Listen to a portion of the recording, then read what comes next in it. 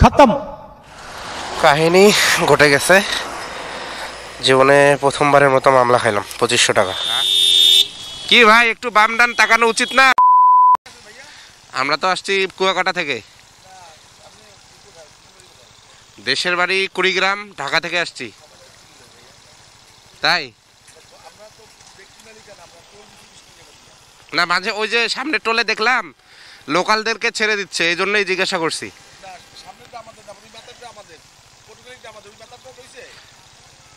শুরু সবগুলাই আমরা টোল দিছি, ঠিক আছে। কাহিনী হচ্ছে যে খেয়াল করলাম এই কুয়াকাটায় আসলে আপনার টোল দিতেই 500-600 টাকা চলে যাবে। এত বেশি টোল, এত বেশি সেতু যে বলার বাইরে। তো ব্যাপার যেটা হয়েছে, ওই আমরা অলরেডি এইটারই 3টা টোল দিয়ে দিলাম। তো আগের 2টার মধ্যে খেয়াল করছিলাম লোকালদের কাছে টোল নিচ্ছে না। এটা জানি না কেন, নাকি শুধুমাত্র ট্যুরিস্টদের কাছেই তারা টোল নিচ্ছে বা লোকাল তারা পাওয়ার খাটায় চলে যাচ্ছে, এমনটা আমি জানি না। বাট আমাদের কাছে মনে হয়েছে যে এটা অতিরিক্ত, কারণ একটা বাইক হিসেবে অনেক ছোট ছোট সেতু আমরা পার করতেছি। হ্যাঁ জানি টোল ঠিক আছে, টোল দিয়েই পার করা উচিত, বাট আমার কাছে মনে হয়েছে যে এইটা একটু অতিরিক্ত। বাইকের টোলটা ওনারা বাদ দিতে পারতো। মানে অনেক বেশি সেতু, অনেক বেশি টোল, ছোট ছোট সেতু আর টোল, মানে কি বলবো। এই দেখেন এই বাইকারটা, কি ভাই একটু বাম ডান তাকানো উচিত না? পটুয়াখালী কালিকাপুর পার হয়েছি, আর কালিকাপুর পার হয়ে এই যে ডান দিকে ছোট্ট একটা এয়ারপোর্ট দেখতে পাচ্ছি। এটাতে মনে হয় এখনো প্লেন ওঠানামা করে মনে হচ্ছে আপাতত দৃষ্টিতে দেখে। আর এই জায়গার রাস্তাটা ভালো লাগতেছে, দেখেন 2 সাইডে হচ্ছে খেজুর গাছ। আর এখান থেকে বরিশাল আরও 31 কিলোমিটার। আমরা সকাল থেকে এখনো কিছু খাইনি, আমাদের প্ল্যান হচ্ছে একদম বরিশালে গিয়ে খাবো। আমরা চলে আসছি পায়রা সেতু টোল প্লাজায়। এই যে দেখতে পাচ্ছেন, এইটা হচ্ছে পায়রা সেতু টোল প্লাজা।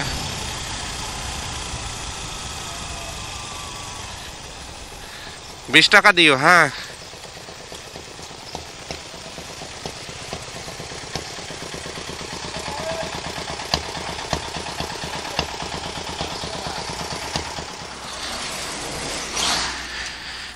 এই জায়গাটায় দাঁড়িয়েছি, আসলে এখানে কি নিচে দিয়ে কি করে এটা দেখার ইচ্ছা আছে আমার।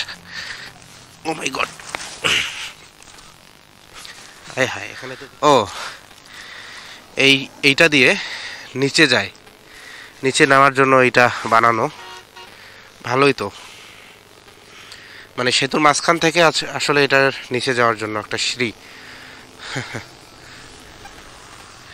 তো এই হচ্ছে পায়রা সেতু। দেখেন এখানে ডিমের গাড়ি অ্যাক্সিডেন্ট হয়ে সব ডিম পড়ে গেছে, কত টাকার ক্ষতি। সেট আহারে। এই যে এখান থেকে Dhaka 169 kilometre, Barishal city 5 kilometre. এইটা হচ্ছে বরিশাল বিশ্ববিদ্যালয়। এই হচ্ছে সন্ধ্যা নদী। এই কিরে ভাই, এমনি কেউ চাপে নাকি? এমনি কেউ ওভারটেক করতে যায়?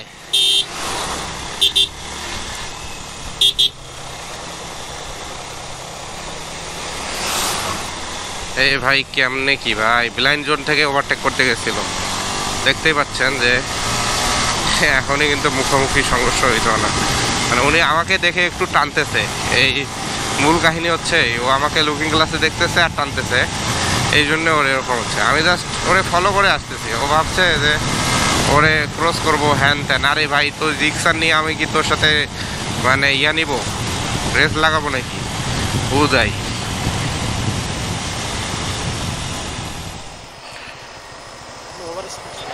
জি খতম।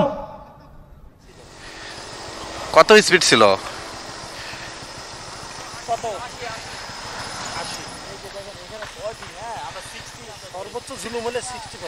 জি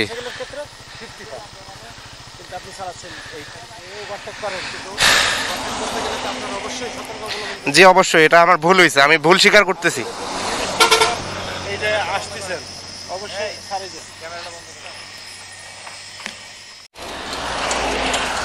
কাহিনী ঘটে গেছে, জীবনে প্রথমবারের মতো মামলা খাইলাম 2500 টাকা, ওভার স্পিডের মামলা। আমার বাইকের স্পিড আসলে বেশি ছিল, এই জন্য। এখন কী করবো, উনি তো মামলা দিয়ে দিল, কিছু করার নেই। উনি বলছে হেলমেট খুলে আসো, হেলমেট খুলে গেছি, দেন হচ্ছে রিকোয়েস্ট করলাম, রাখলো না, মামলা দিয়ে দিল। তো 2500 টাকা সাথে সাথে বিকাশ থেকে পে করে দিছি। মানে কি বলবো, 2500 টাকা চুনা খেলাম, 2558 টাকা। স্পিড বেশি ছিল, এই রোডে আমার স্পিড লিমিট হচ্ছে 60, সেখানে আমার ছিল 80। এজন্য বলতেছে যে ভাই এটা যদি 5-7 হইতো আমি স্যাক্রিফাইস করতাম, বাট করলো না। আমারই দোষ, আমি তো রং ছিলাম, এখানে তো জোর করে কিছু বলার নাই।